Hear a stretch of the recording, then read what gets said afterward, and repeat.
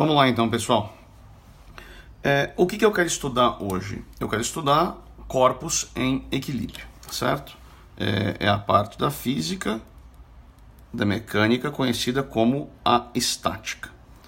Nós vamos estudar a estática dos corpos rígidos, tá? O que são corpos rígidos?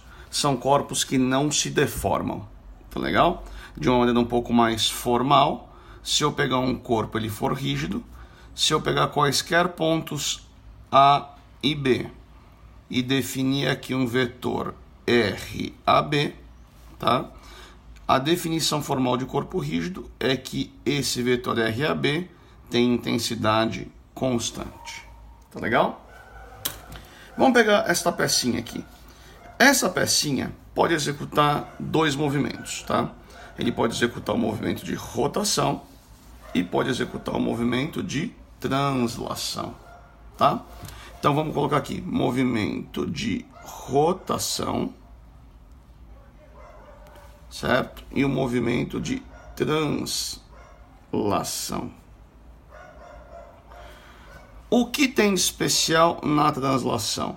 Na translação, se você pegar um corpo aqui com forma qualquer, todos os pontos dele, todos, necessariamente têm a mesma velocidade vetorial, tá? Então, todos os pontos do corpo têm a mesma velocidade vetorial na translação. Na rotação é diferente, tá? Se tu pegar todos os pontos girando em torno aqui, ó, desse pontinho, eu posso falar que todos os pontos têm a mesma velocidade angular, tá? Ok. Nós já estudamos bastante a translação, tá? Então tá aqui o corpo de novo. Venho aqui, posso fazer o seguinte, ó, venho aqui, aplico uma força aqui.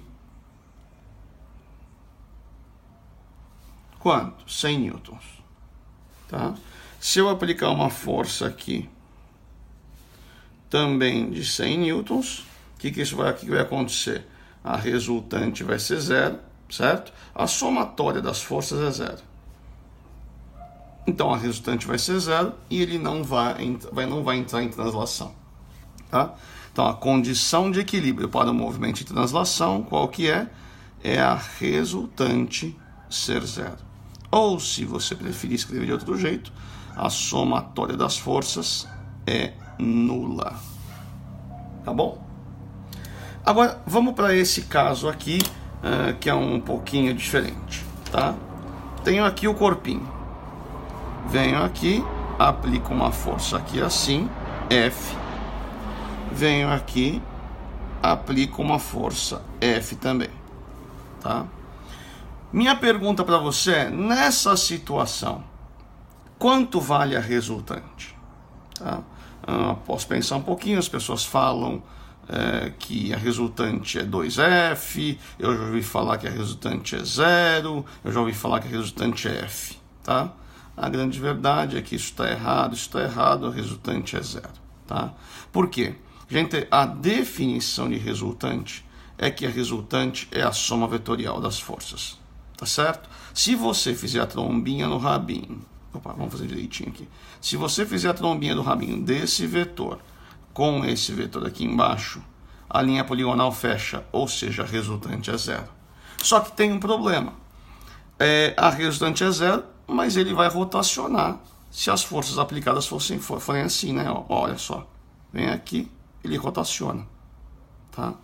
Então, deixa eu ver. Neste caso, a resultante, a soma das forças é zero, e ele entra em movimento, só que entra em rotação. O que eu posso concluir disso? A conclusão é que resultante zero não é condição de equilíbrio para a rotação, é só condição de equilíbrio para a translação.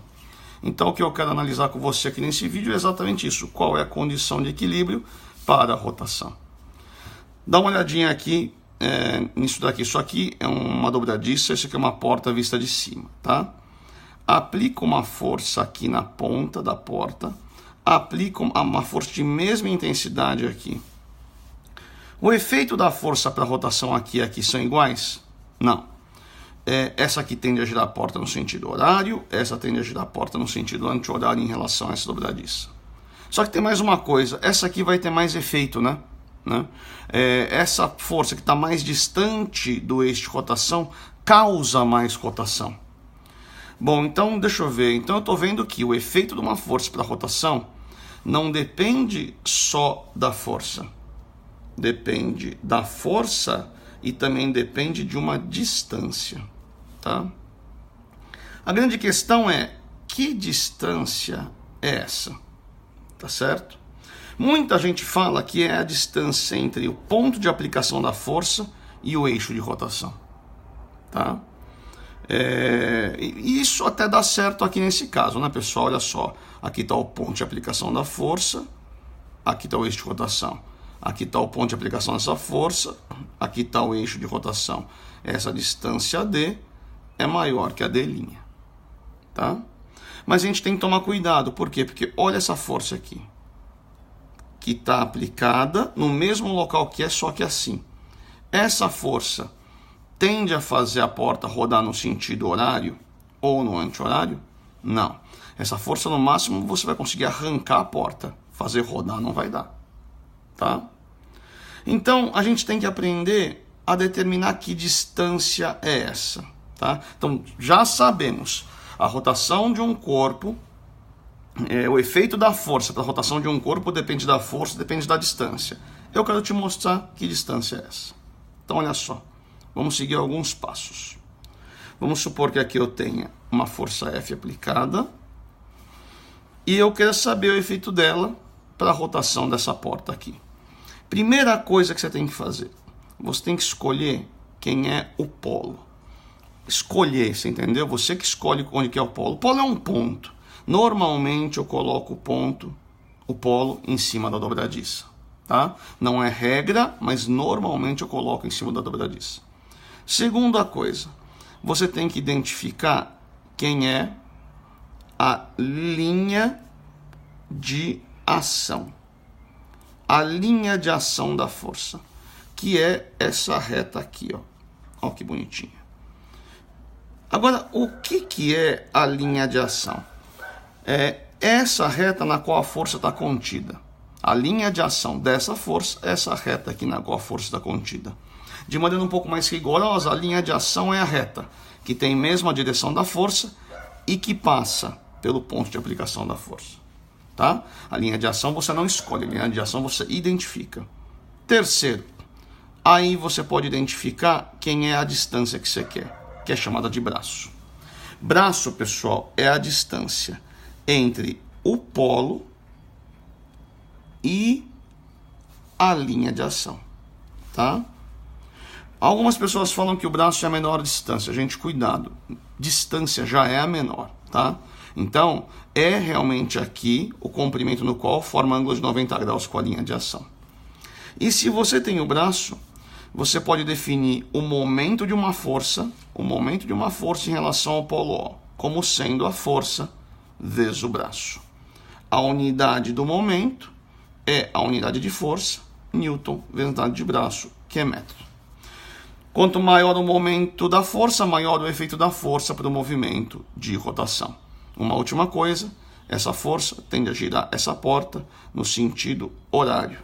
Então, nós falamos, ok, que esse momento da força em relação ao polo O, é no sentido horário. Tá? Bom, agora a questão é, quando é que o corpo roda, quando é que ele não roda? Vamos pegar aqui a portinha de novo, vista de cima, tá? Vamos supor que eu tenha essa força F e uma força F' assim, tá? Essa força está gerando momento no sentido horário em relação a esse polo, essa força F' está gerando momento no sentido anti-horário. Quando é que essa porta ela não rotaciona?